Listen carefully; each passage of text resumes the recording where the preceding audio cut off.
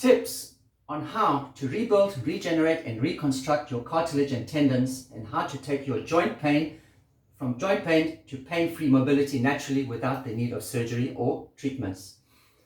Now, there are a few steps that have to be taken. You have stem cells. You need to activate the stem cells. There's a way of activating the stem cells. When you activate the stem cells, it turns into a chondrocyte. A chondrocyte is a specialized cell that is only found in cartilage. So there's your cartilage here, which is your cushion in your joints.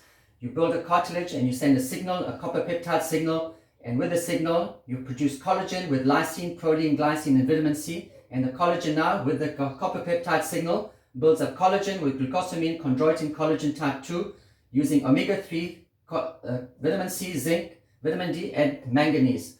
And you raise the signals with the copper peptide with the LifeWave X39. So this is your tip, that if you follow this process, you will take your body from joint pain to pain-free mobility, from stem cells activated, because as you get older, your stem cells are inactivated, it gets activated, and it becomes a new cartilage through this sequence.